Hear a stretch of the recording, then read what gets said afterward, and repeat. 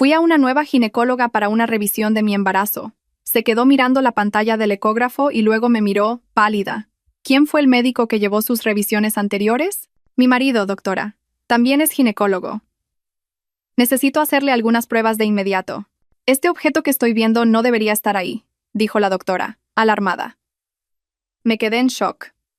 Antes de que comience la historia, por favor, dejen un comentario diciendo de qué región son. No olviden darle a me gusta y suscribirse para que el canal crezca y pueda traerles historias más interesantes. Lucía sintió que este embarazo era diferente, no solo porque era el primero, sino por la forma en que su marido, Javier, la trataba como si fuera una rara pieza de porcelana que temía que se agrietara. Javier era ginecólogo, y al principio Lucía pensó que era una bendición. No había necesidad de buscar a otro médico. Javier se encargaba de todo: las vitaminas, los horarios de las comidas, incluso la temperatura del aire acondicionado en su dormitorio. Al principio Lucía se sintió cuidada, pero al entrar en el 7º mes, ese cuidado empezó a sentirse como vigilancia. Javier insistía en realizar todas las ecografías él mismo, en su estudio privado, alegando privacidad. «No quiero que otro hombre te vea, cariño», dijo una vez. Y Lucía, enamorada, lo encontró romántico. Sin embargo, había otra sombra que inquietaba a Lucía: su suegra, Carmen. Carmen era la imagen de la matriarca perfecta en público, pero había algo extraño en ella cuando estaban a solas. Venía casi a diario con un tónico de hierbas de olor extraño, insistiendo en que Lucía debía beberlo. «Es para la salud del feto», decía. Lo que más incomodaba a Lucía era la forma en que Carmen le tocaba el vientre.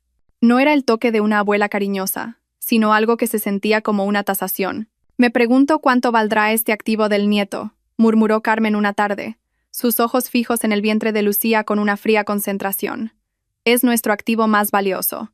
La palabra activo resonó en los oídos de Lucía. No una bendición, no un regalo, sino un activo, como acciones o bienes inmuebles. La inquietud creció. Javier siempre lo desestimaba, diciendo que las hormonas la estaban volviendo demasiado sensible, pero Lucía sabía que no estaba alucinando. Algo iba mal. Quería una confirmación de otra persona, una perspectiva neutral. Con manos temblorosas, Lucía concertó una cita en una clínica en las afueras de la ciudad. Usó un nombre falso y pagó en efectivo, consultando a la Dra. Morales, una especialista en medicina materno-fetal muy recomendada en una comunidad de madres. Le mintió a Javier, diciéndole que iba a una reunión con viejas amigas de la universidad. La culpa la carcomía, pero el miedo era mucho mayor. La clínica de la Dra. Morales era diferente del sombrío estudio de Javier. Era luminosa y limpia, y el personal era amable. Lucía se relajó un poco. La Dra. Morales era una mujer de mediana edad, profesional y serena. Lucía explicó que solo quería una segunda opinión para su tranquilidad, añadiendo que le gustaría hacerse una ecografía 4D para el álbum del bebé. La Dra. Morales sonrió comprensivamente. «Bueno, echemos un vistazo a ese bebé», dijo amablemente. Lucía se recostó. Le aplicaron el gel frío en el vientre. Una imagen en blanco y negro comenzó a formarse en la gran pantalla frente a ella. El latido del corazón del feto llenó la habitación, fuerte y rítmico. «Es muy activo», dijo Lucía, con lágrimas de alivio asomando a sus ojos. El bebé estaba sano, quizás solo estaba siendo paranoica. La Dra. Morales sonrió. «Sí, Lucía, el bebé está muy sano. Un corazón fuerte, la columna vertebral recta. Perfecto». La doctora movió la sonda, midiendo la circunferencia de la cabeza y la longitud del fémur. Lucía empezó a relajarse y a disfrutar del momento, pero de repente, la sonrisa desapareció del rostro de la Dra. Morales volvió a mover la sonda hacia un punto alejado de la imagen del feto. Su expresión se volvió seria. Pulsó unos botones, ampliando la imagen en su propio monitor. Luego, con un movimiento rápido, apagó la pantalla de Lucía. «¿Qué pasa, doctora?», preguntó Lucía, su corazón comenzando a latir con fuerza.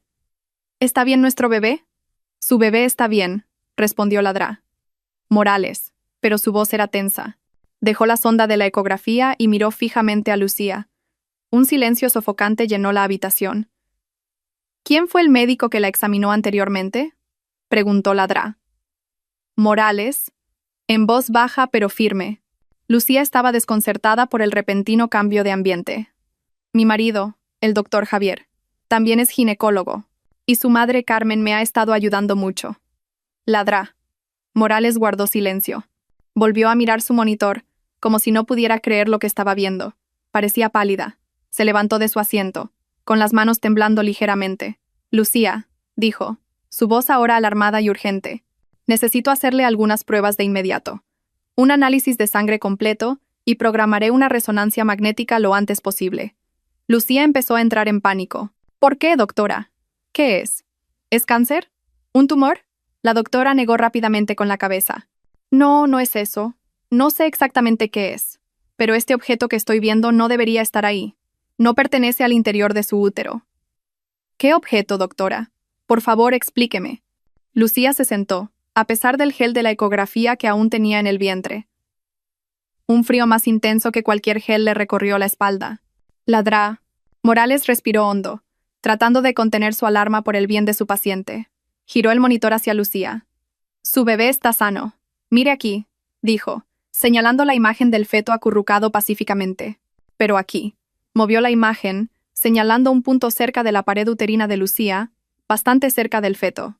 Había una sombra pequeña, densa y de forma extraña.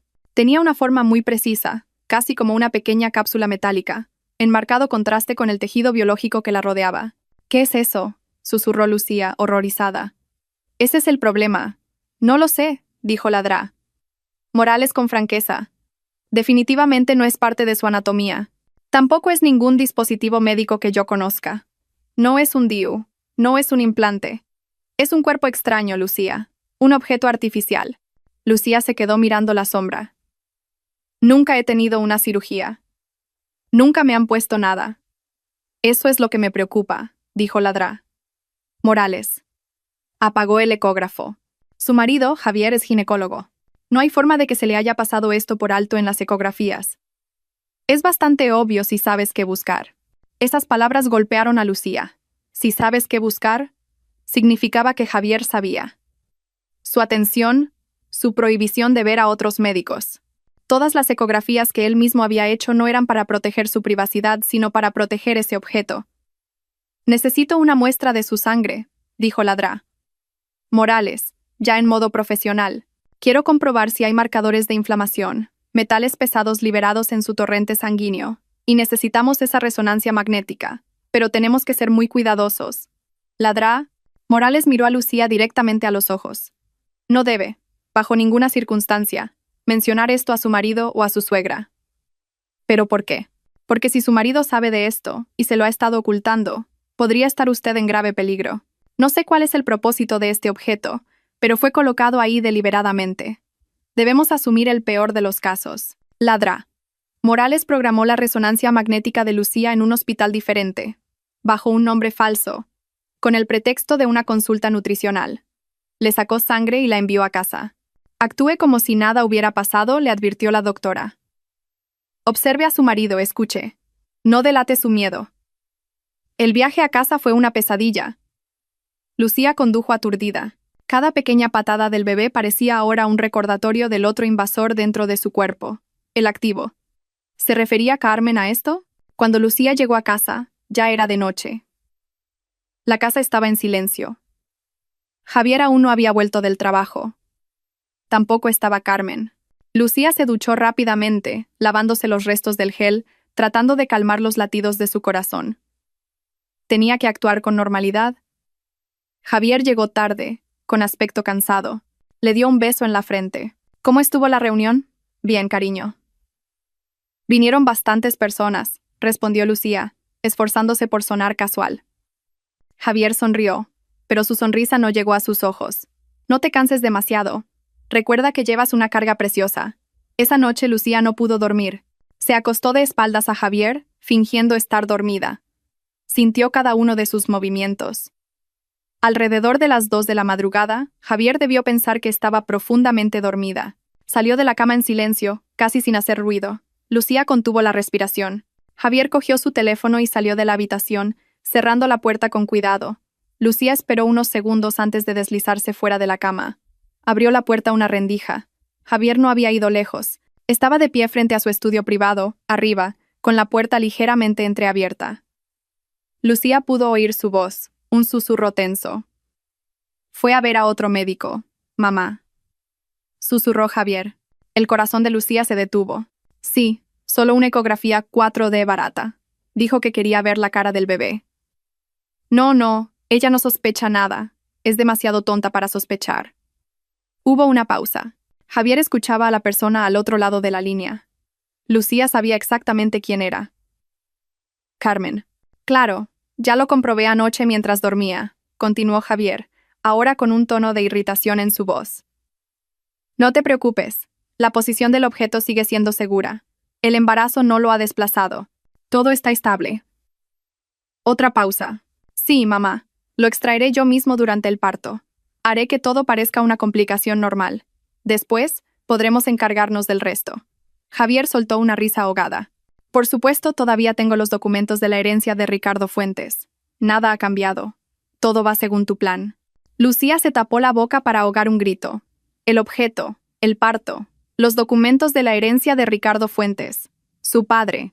Todo estaba relacionado con su difunto padre. Su marido, Javier, y su suegra, Carmen, estaban conspirando contra ella. Y la clave de todo estaba dentro de su útero, justo al lado de su hijo nonato. Lucía volvió a la cama arrastrándose. Su cuerpo estaba helado.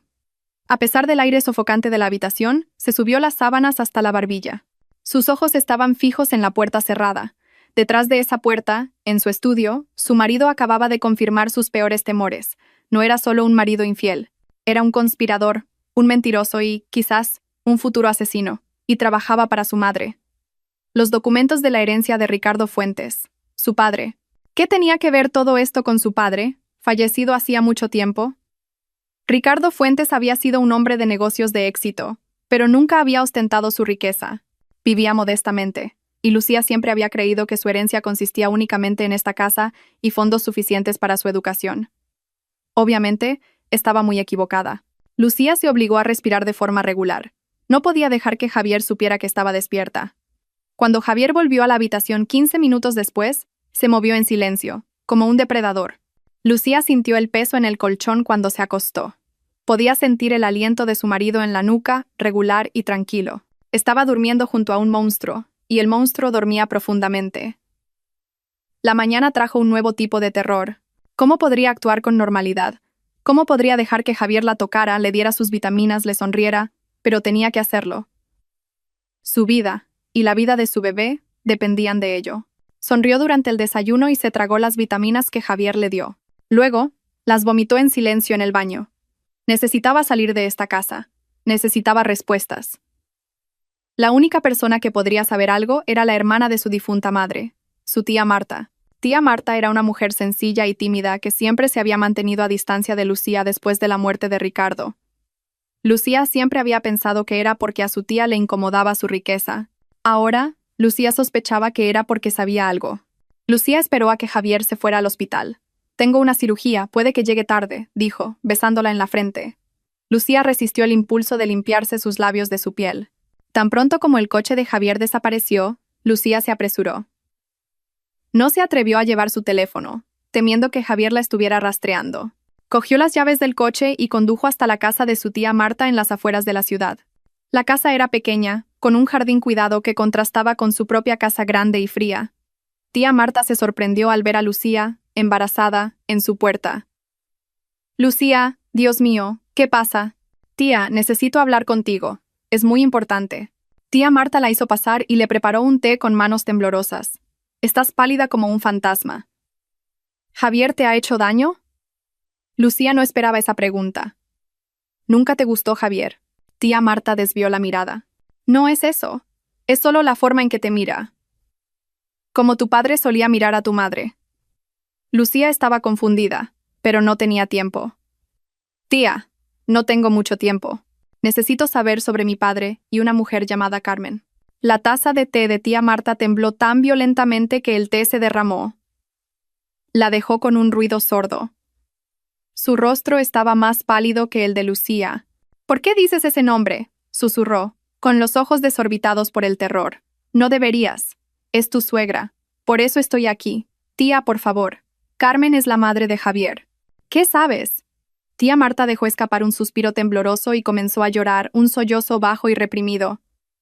«Aléjate de esa mujer, Lucía. Tienes que alejarte de ella. No puedo, tía. Vivo con ella. Es la madre de mi marido. Por favor, dímelo. Tía Marta respiró hondo y temblorosamente. Carmen, no es una buena persona.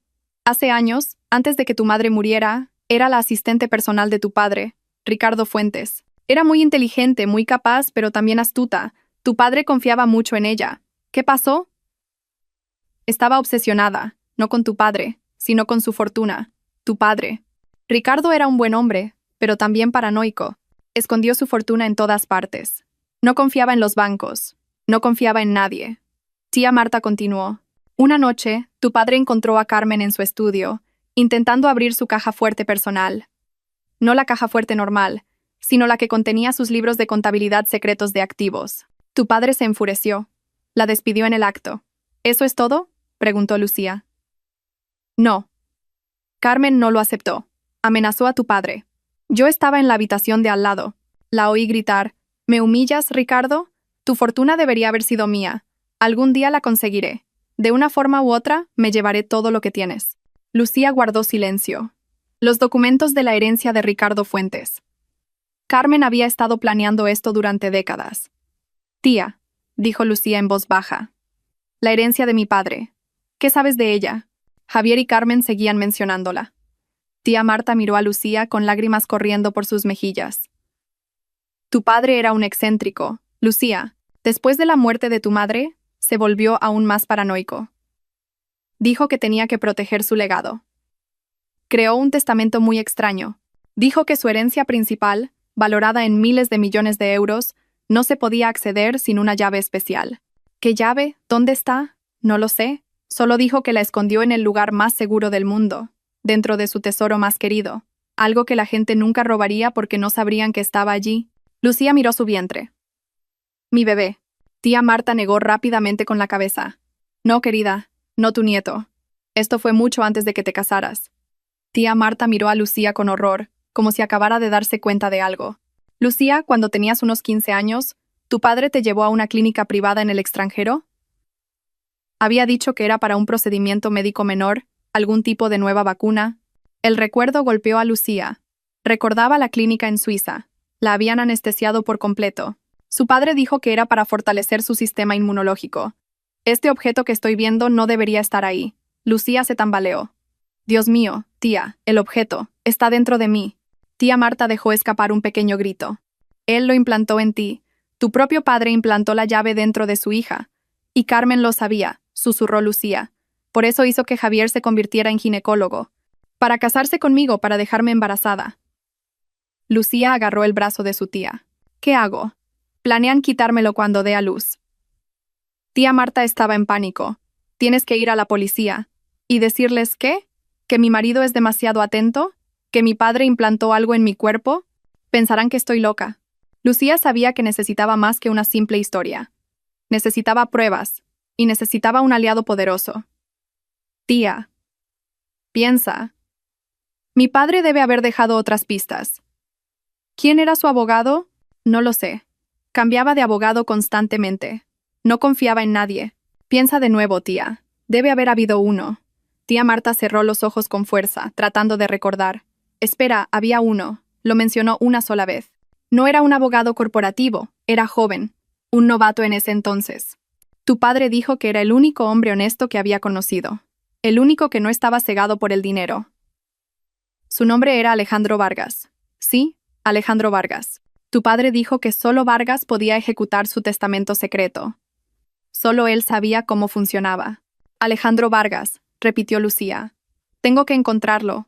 Lucía se fue de la casa de tía Marta con la mente acelerada. Tenía un nombre, Alejandro Vargas, pero también un nuevo terror. La llave estaba dentro de ella.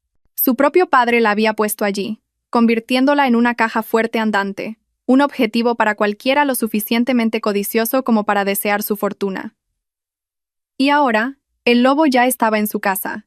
Tenía que volver a casa antes de que Javier sospechara. Tenía que actuar con normalidad. Pero antes de volver a casa, se detuvo en una pequeña tienda y compró un teléfono desechable barato. No iba a correr riesgos. Esa noche fue la tortura más larga de la vida de Lucía. Tuvo que sonreírle a Javier. Tuvo que dejar que Carmen, que había pasado a cenar, le acariciara el vientre. «Un bebé sano», dijo Carmen con una sonrisa dulce. Tenemos que cuidarlo bien. Lucía quería vomitar. Se limitó a sentir y sonreír. Sabía que necesitaba pruebas tangibles. La confesión de Javier que había oído por teléfono no era suficiente. La historia de tía Marta sería descartada como un rumor. Necesitaba algo sólido que llevarle a Alejandro Vargas, y sabía dónde encontrarlo. El estudio de Javier. El estudio que siempre estaba cerrado con llave. La oportunidad llegó 2 días después. Javier recibió una llamada de emergencia del hospital. Una cesárea de urgencia. Un paciente en estado crítico. Se fue a toda prisa. Mamá vendrá a quedarse contigo, dijo antes de irse. Lucía sabía que su ventana de oportunidad era estrecha. Tan pronto como Javier se fue, corrió al estudio. La puerta, como siempre, estaba cerrada. Pero Lucía se había dado cuenta de que Javier no usaba una llave. Usaba un código en el pomo de la puerta. Probó con su cumpleaños. Fallo. El cumpleaños de Javier. Fallo. Su aniversario de boda. Fallo. Lucía entró en pánico. Oyó un coche a lo lejos. Carmen. Probó una última combinación, algo que la repugnaba. La fecha prevista de parto de su bebé. Clic. La puerta se abrió. La punzada de la traición fue muy profunda. Había usado a su bebé como una llave. La habitación era fría y ordenada. Detrás de un sombrío cuadro de un paisaje en la pared, Lucía sabía que había una caja fuerte. Tiró del cuadro. Como era de esperar, una caja fuerte digital. Probó el mismo código. La fecha prevista de parto del bebé. Bip. La caja fuerte se abrió. Dentro no había dinero ni joyas, sino una pila de documentos etiquetados como Ricardo Fuentes. Y encima de la pila, un grueso diario de cuero negro. Lucía lo sacó. No era un diario normal, era un diario médico. Sus manos temblaban al abrir la primera página. Era sobre ella. En una letra fría y clínica, Javier lo había documentado todo. Primera página. Acceso al sujeto Lucía establecido con éxito. Fase 1 completa. Muestra interés como se esperaba. Páginas de meses después. Boda celebrada. Acceso total al sujeto logrado. Lastra. Carmen está muy satisfecha. Las páginas más escalofriantes estaban al final. Empezaban con el inicio de su embarazo. Embarazo inducido con éxito tras 3 intentos. El sujeto no sospecha nada. Localización del objeto confirmada mediante ecógrafo portátil. Estable, sin desplazamiento debido al crecimiento fetal. Lucía pasó las páginas sin aliento. La entrada más reciente era de hacía unos días. Plan de extracción para el día D. Proceder con cesárea de emergencia tras escenario de parto inducido fallido. Alegar sufrimiento fetal. Cordón umbilical enrollado. Se utilizará anestesia general completa. Esto proporcionará tiempo suficiente para la extracción del objeto después del parto del bebé. Y luego, una última frase, en una tinta diferente, como si se hubiera añadido después. Lastra. Carmen sugiere un accidente de mala praxis con la anestesia, sobredosis, después del procedimiento. Más limpio para eliminar futuras complicaciones de propiedad. El sujeto no necesita sobrevivir una vez que el objeto sea recuperado con éxito. Las rodillas de Lucía cedieron y se desplomó en el suelo. Un accidente de anestesia. Planeaban matarla. No era solo un robo, era un plan de asesinato a sangre fría, diseñado por su marido y su suegra. Fotografió cada página de ese diario con su nuevo teléfono. Su corazón latía tan fuerte que le zumbaban los oídos. Tenía que volver a ponerlo todo en su sitio. Cuando estaba a punto de cerrar la caja fuerte, sus ojos captaron algo más. Un sobre viejo y amarillento metido debajo de la pila de documentos. Estaba escrito a mano con una letra florida que Lucía reconoció como la de Carmen. Estaba dirigido a Javier, a una antigua dirección de su residencia de estudiantes. Lucía abrió la carta. La fecha era de hacía 20 años, cuando Javier acababa de empezar la carrera de medicina. Mi querido Javier, comenzaba la carta. Sé que es caro, mamá lo sabe, pero valdrá la pena. Ese cobarde de tu padre nunca lo entendería. Pero nosotros sabemos por lo que luchamos. La fortuna de Ricardo Fuentes debería ser nuestra. Me humilló, me despidió, me trató como basura solo porque quería lo que me correspondía. Ahora, escúchame bien. He descubierto su secreto. Ese estúpido Ricardo ha implantado la llave de su fortuna dentro de su propia hija. Esa estúpida niña, Lucía. Es el destino, Javier. Tienes que ser médico. No cirujano, no pediatra. Tienes que ser ginecólogo. Es la única manera. Harás que se enamore de ti. Te casarás con ella, la dejarás embarazada, y luego traerás a casa lo que nos corresponde por derecho. No me falles, hijo. No seas como tu padre. Haz esto por mí. Haz esto por nuestro futuro. Todos estos sacrificios serán recompensados. Lucía se quedó mirando la carta, horrorizada. No era un plan nuevo. Era un guión escrito por Carmen hacía décadas. Javier no era solo un mal marido. Era una herramienta, afilada durante 20 años por su madre, apuntada directamente al corazón de Lucía. De repente, Lucía oyó el sonido de una llave en la puerta principal. Clic-clac. Carmen había llegado. Antes de lo que Javier había dicho, Lucía entró en pánico. Se apresuró a volver a meter la carta y el diario en la caja fuerte.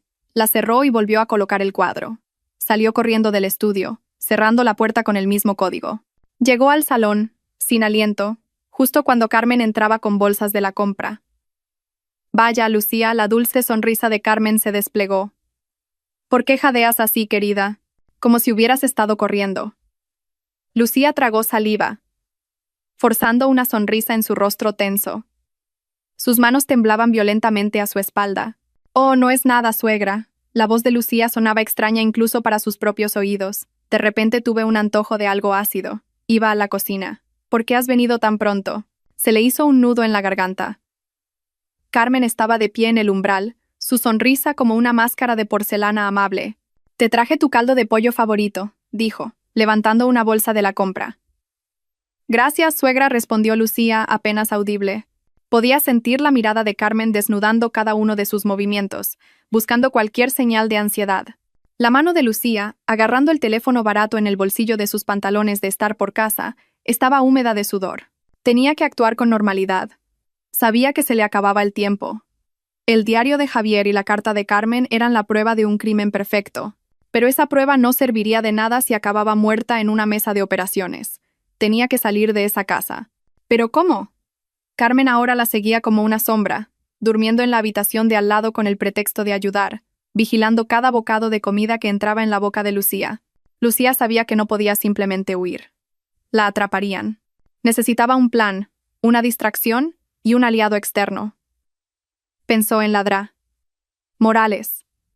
Tenía esa cita para la resonancia magnética que la doctora le había programado.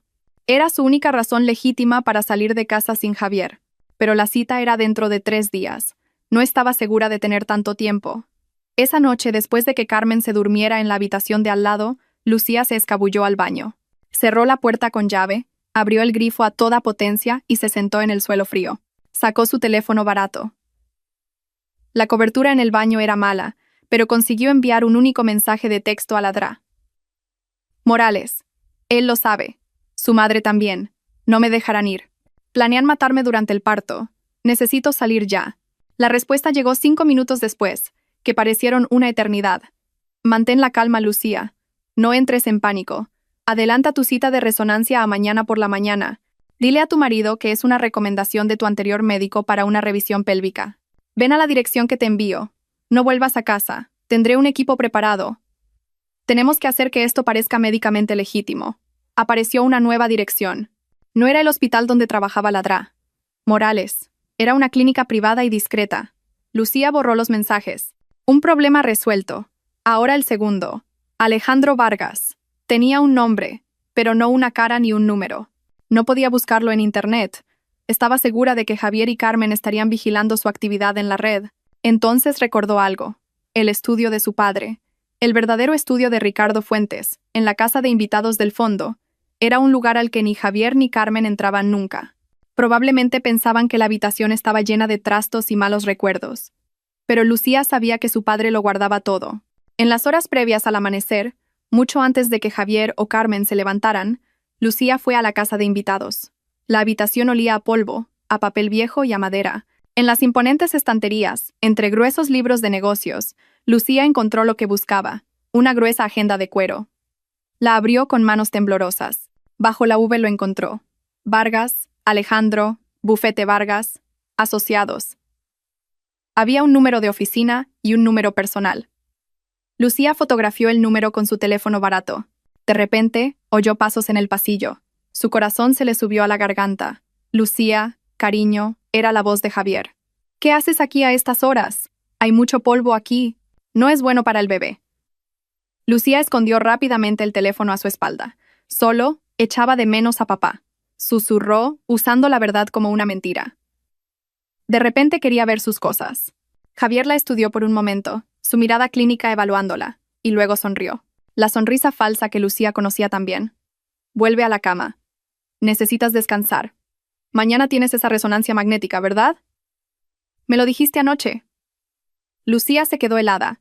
Oh, sí, cariño, para una revisión pélvica. Mi anterior médico dijo que era importante. Por supuesto, dijo Javier.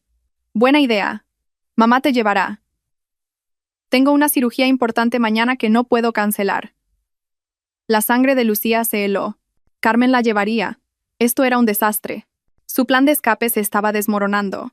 No podría huir con Carmen allí, pero Lucía asintió. Sí, cariño, está bien. Tendría que adaptar su plan.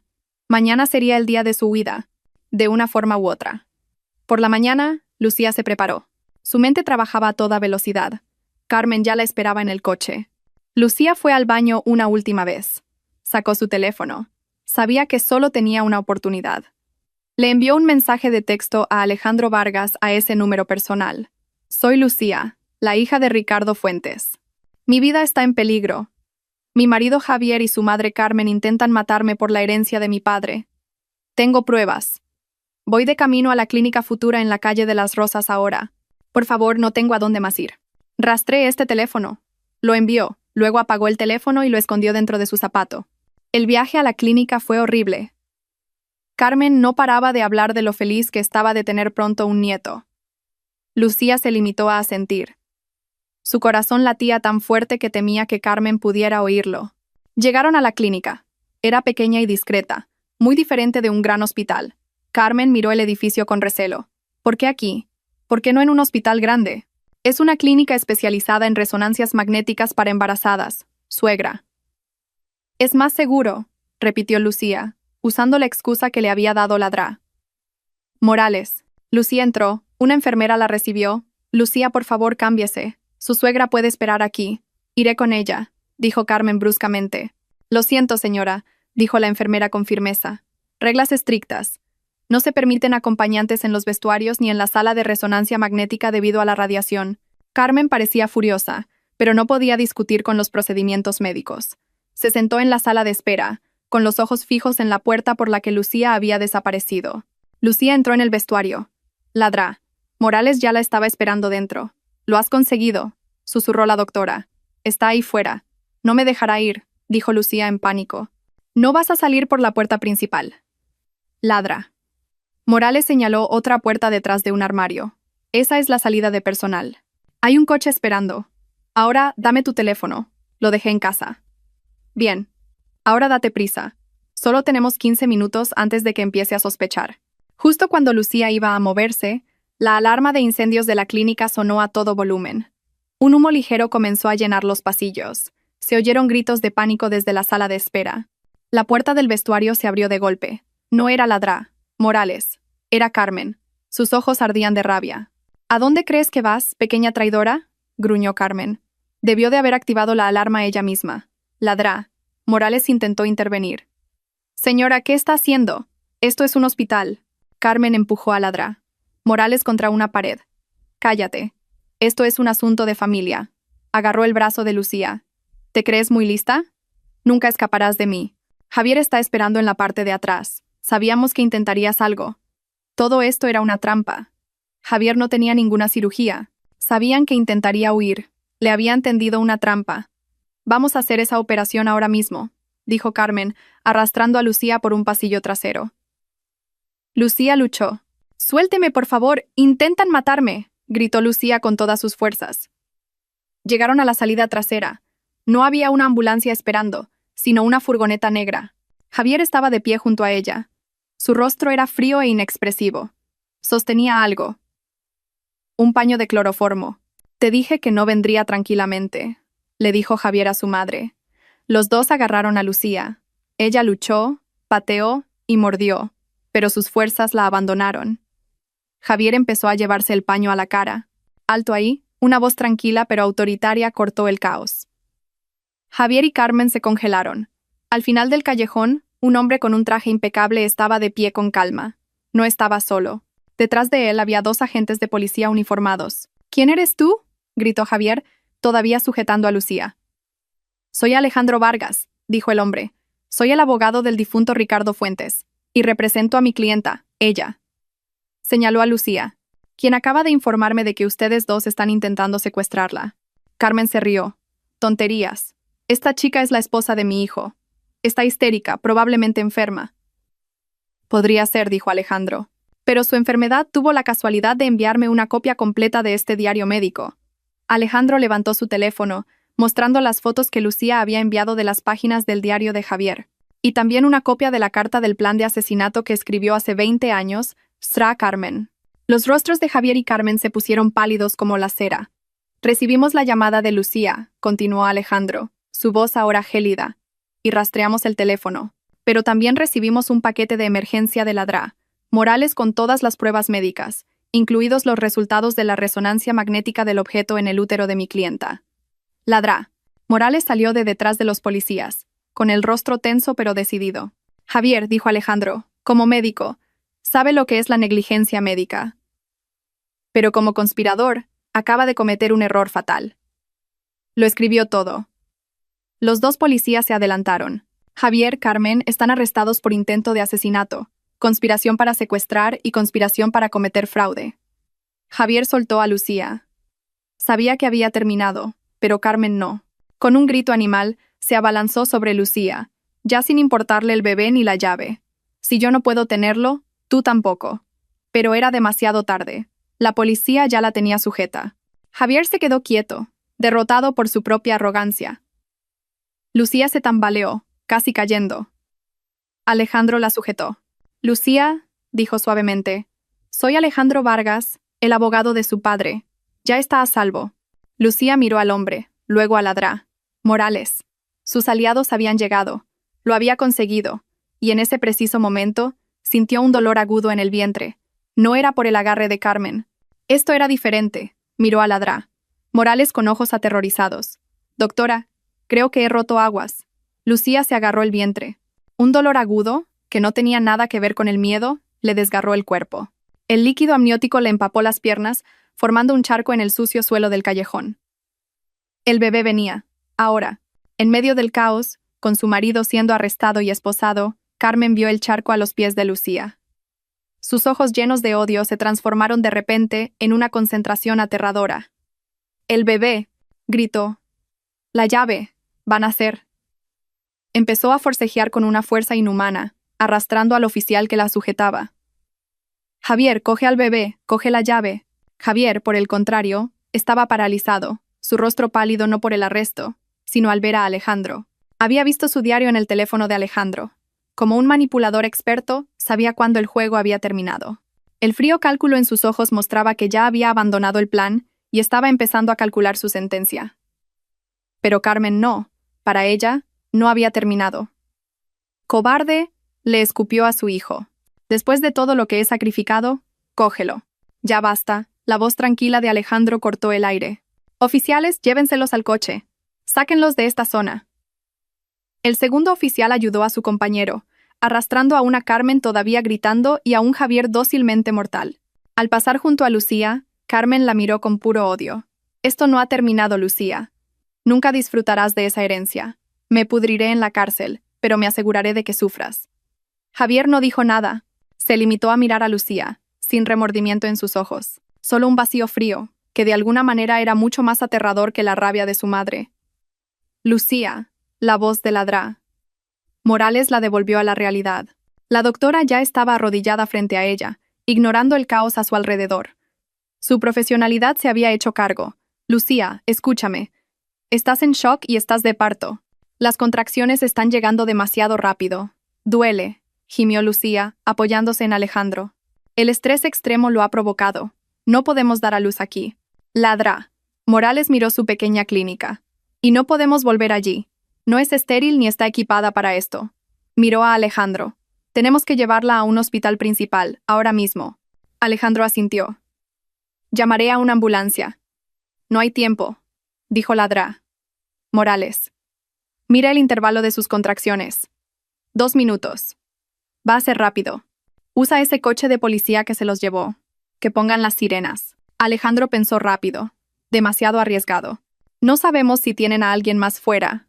Usaremos mi coche. Está blindado. Una reliquia de tu padre, le dijo a Lucía con una pequeña sonrisa amarga. Era realmente paranoico. Todo se movió rápidamente. Alejandro levantó en brazos a Lucía, que gritó de dolor cuando otra contracción la golpeó. Ladra. Morales cogió una bolsa de emergencia de su clínica. Metieron a Lucía en el asiento trasero de un sedán negro, robusto y de lujo. Ladra. Morales se sentó a su lado mientras Alejandro se ponía al volante.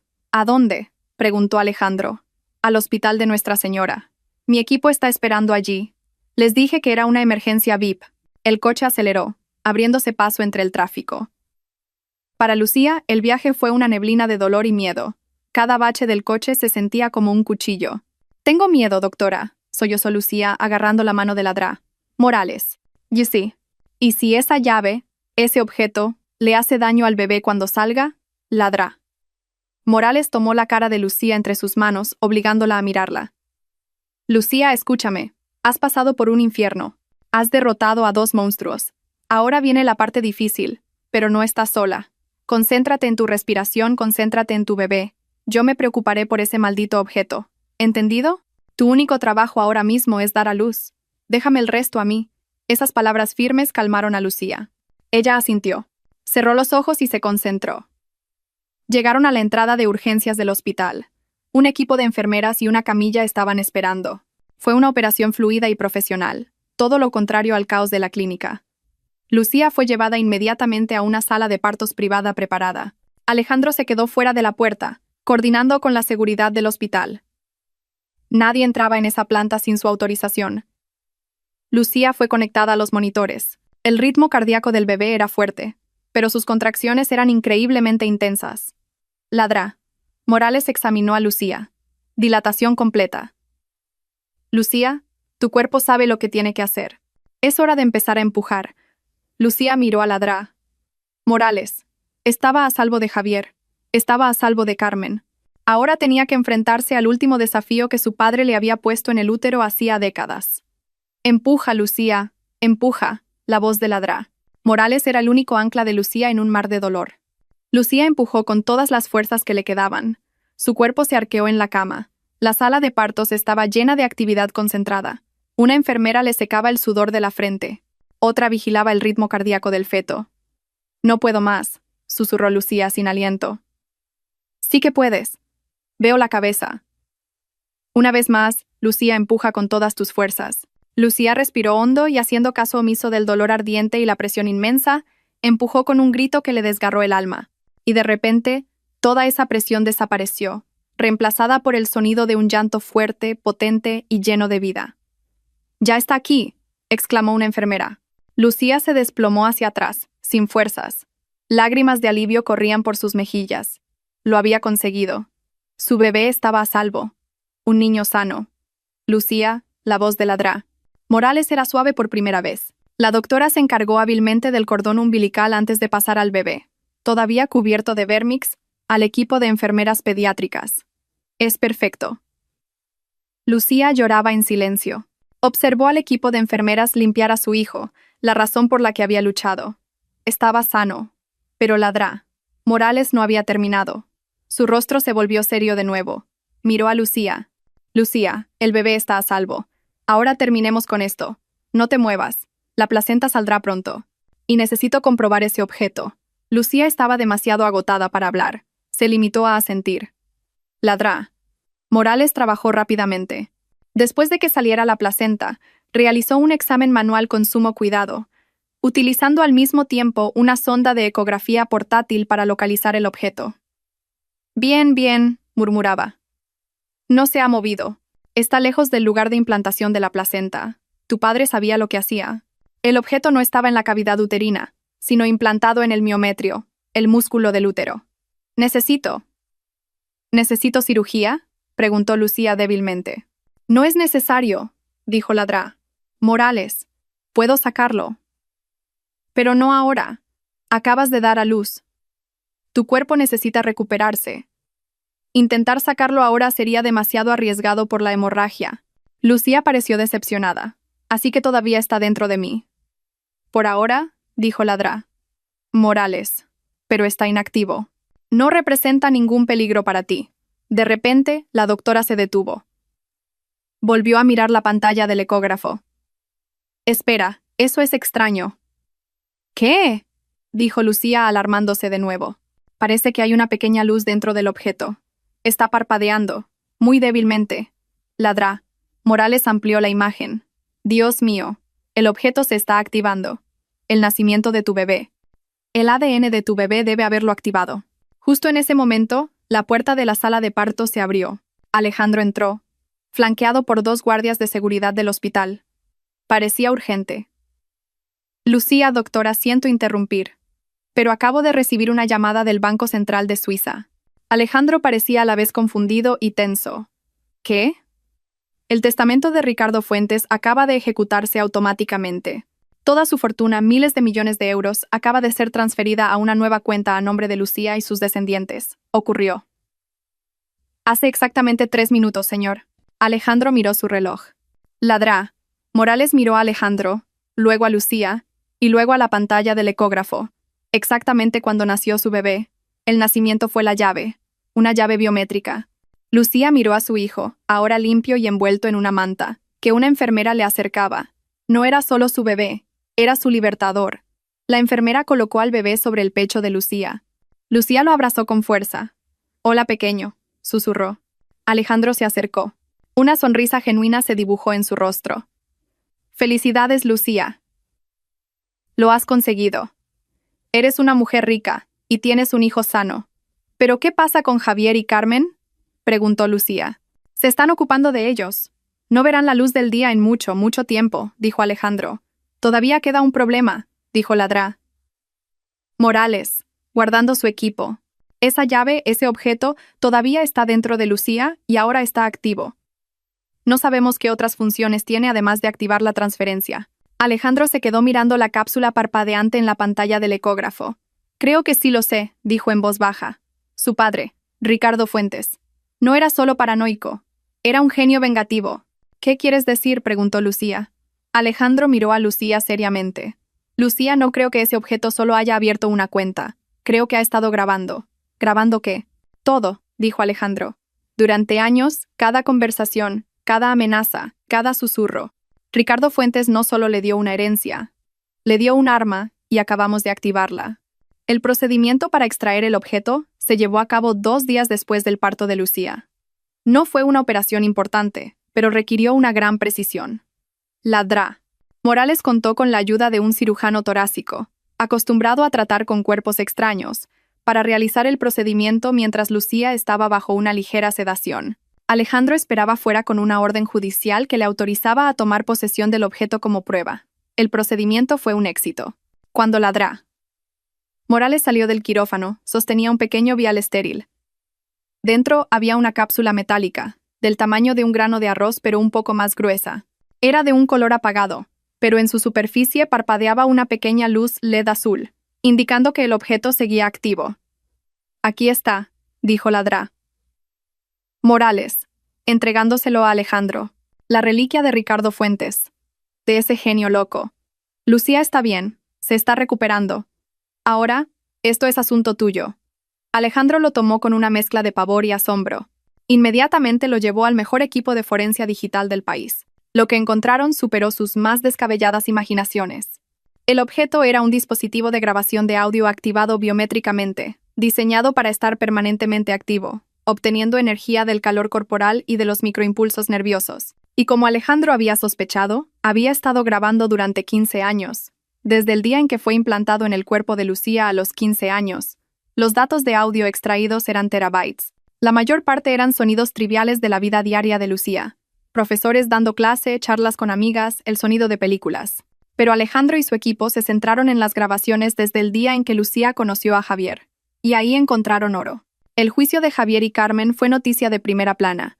Al principio, sus abogados, contratados con los restos del dinero que la familia de Javier había pagado, se mostraron arrogantes. Argumentaron que Lucía era una esposa emocionalmente inestable que sufría de paranoia posparto. Afirmaron que el diario médico de Javier era simplemente un registro de fantasías o un borrador de investigación mal interpretado. Dijeron que la carta de Carmen era el arrebato emocional de una madre incomprendida de hacía décadas, sin relevancia para ningún delito. Pintaron a Javier como un médico devoto, y a Carmen como una abuela cariñosa. Lucía se sentó en la sala del tribunal, con su hijo pequeño, Mateo, en brazos. Estaba tranquila. A su lado se sentaron Ladrá, Morales y su tía Marta. Alejandro estaba de pie con el fiscal. «Señoría», dijo el abogado de Javier, «la fiscalía no ha presentado ni una sola prueba tangible de que mi cliente tuviera la intención de dañar a su esposa. Solo conjeturas y escritos privados obtenidos ilegalmente». El fiscal sonrió levemente. «Señoría, nos gustaría presentar una última prueba». Prueba A. Alejandro se adelantó y le entregó al secretario del tribunal una unidad con los datos. «Esta prueba», dijo el fiscal, «fue recuperada del propio útero de la víctima». Hubo un murmullo en la sala. El abogado de Javier se puso de pie de un salto. «Protesto. Esto es una táctica teatral absurda». «Protesta denegada», dijo el juez. «He revisado este informe forense». Continúe. Se reprodujo la primera grabación de audio. Eran las voces de Lucía y Javier, discutiendo alegremente sobre la alfombra de la habitación del bebé hacía 3 meses. Sonaba tan claro como si estuvieran en la habitación. El abogado de Javier tragó saliva. La claridad de la grabación era espeluznante. «Y ahora», dijo el fiscal, «reproduciremos una grabación del 14 de octubre, a las 2 de la madrugada, grabada en el estudio de la casa del acusado». La voz de Javier, susurrada pero clara. «Fue a ver a otro médico, mamá». «Sí. Solo una ecografía 4 de barata. Es demasiado tonta para sospechar». «La posición del objeto sigue siendo segura». «Sí, mamá. Lo extraeré yo mismo durante el parto. Todavía tengo los documentos de la herencia de Ricardo Fuentes. Todo va según tu plan». Javier, en el banquillo de los acusados, miraba al suelo, con el rostro ceniciento. A su lado, Carmen empezó a temblar, no de miedo, sino de rabia. «Y ahora», dijo el fiscal, «una conversación entre los dos acusados, grabada en su salón 2 días después». La voz de Carmen, fría y calculadora: «Tienes que ser firme, Javier. Este embarazo te está ablandando. No olvides el objetivo». La voz de Javier: «No me estoy ablandando, mamá. Solo estoy siendo cuidadoso». La voz de Carmen: «La precaución no te consigue miles de millones. El plan del accidente de anestesia es el mejor. Más limpio para eliminar futuras complicaciones de propiedad. Ella no necesita vivir mucho tiempo después de que tengamos la llave». Un jadeo colectivo recorrió la sala. Un miembro del jurado se tapó la boca. Carmen miró a Lucía, con los ojos encendidos. «¿Y una más?», bramó el fiscal, su voz resonando. Una grabación de hace 20 años. Grabada cuando el acusado Javier, como amigo de la universidad, visitó la casa de la señorita Lucía, mientras la acusada Carmen, haciéndose pasar por una asesora de catering en ese momento, hablaba con él en la puerta. La voz de una Carmen más joven, siseando: «Mira a esa chica, Javier. Lucía, su padre le ha implantado la llave dentro. Lo sé. Tienes que ser ginecólogo. Harás que se enamore de ti. Traerás a casa lo que nos corresponde por derecho. No me falles». Era la prueba irrefutable.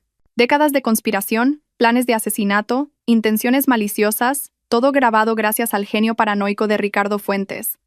El abogado de Javier se sentó, sin nada más que decir. No había nada que decir. El juez leyó el veredicto. Culpables de todos los cargos. Intento de asesinato, conspiración para cometer fraude, falsificación médica y secuestro. Cuando el juez lo sentenció a cadena perpetua sin posibilidad de libertad condicional, Carmen explotó. «¿Crees que has ganado?», le gritó a Lucía, forcejeando con los guardias. «Solo tuviste suerte, estúpida. Eres igual que tu padre. Saldremos de aquí». «Saldremos, Javier». Javier, por el contrario, no se movió. Se limitó a mirar a Lucía, con los ojos llenos de un horror vacío. La mirada de un sociópata atrapado. Su único arrepentimiento era haber fracasado. Lucía le devolvió la mirada, sin miedo. Abrazó a Mateo con más fuerza. Se había enfrentado a sus monstruos y había ganado.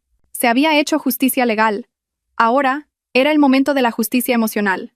Pasó 1 año. La vida de Lucía se transformó. Se mudó de la casa llena de malos recuerdos. Ahora vivía en una luminosa finca junto a un lago, toda de cristal y luz solar. Las paredes estaban adornadas con fotos de su hijo Mateo, que se había convertido en un bebé sano y alegre. Tía Marta vivía con ella, su rostro ya no marcado por el miedo, sino por una felicidad genuina mientras ayudaba a cuidar de Mateo. La fortuna de Ricardo Fuentes no se quedó en el banco. Lucía, con la plena orientación de Alejandro, convirtió su tragedia en un propósito. Crearon la Fundación Luz Fuentes. No era una organización benéfica ordinaria. La fundación tenía dos ramas principales. La primera, dirigida por la propia Dra. Morales, era la rama médica. Proporcionaban servicios legales y médicos gratuitos a mujeres atrapadas en situaciones de negligencia o abuso médico, especialmente por parte de sus cónyuges o familiares. La clínica de la Dra. Morales era ahora una instalación de última generación, que formaba a otros médicos para que reconocieran los signos sutiles del abuso encubierto. La segunda rama, gestionada por Alejandro, era la rama legal. Gestionaban todo el patrimonio de Lucía y financiaban agresivamente litigios contra depredadores como Javier y Carmen. Eran la pesadilla de los estafadores disfrazados de amor. La propia Lucía era el rostro de la fundación. Ya no era una víctima tímida, era una filántropa fuerte, su voz tranquila pero firme, una defensora de aquellos que no podían hablar por sí mismos. Un día, Lucía le pidió a Alejandro que organizara algo. Una visita a una prisión de máxima seguridad. ¿Estás segura, Lucía?, preguntó Alejandro. No tiene por qué hacer esto. Lo sé, dijo Lucía. No es por ellos. Es por mí. El último capítulo. Lucía y Alejandro se sentaron en una sala de visitas estéril, separados por un grueso cristal. Dos figuras con monos de color naranja apagado fueron conducidas al otro lado. El tiempo no había sido amable con Carmen y Javier. Habían envejecido drásticamente. Carmen, una vez tan elegante, ahora tenía el pelo ralo y despeinado. Sus ojos estaban llenos de un odio arraigado. Javier parecía peor. Estaba demacrado. Su mirada estaba vacía. Los vestigios de su carisma habían desaparecido hacía mucho tiempo, dejándolo como una cáscara miserable. Las fuentes de la prisión decían que se odiaban, culpándose mutuamente de su fracaso a cada momento. Javier ni siquiera levantó la vista, pero Carmen miró a Lucía. Lucía cogió el interfono. «Hola, Carmen». «Hola, Javier». Carmen se burló. «¿Has venido a regodearte? ¿A disfrutar del dinero sucio de tu padre?»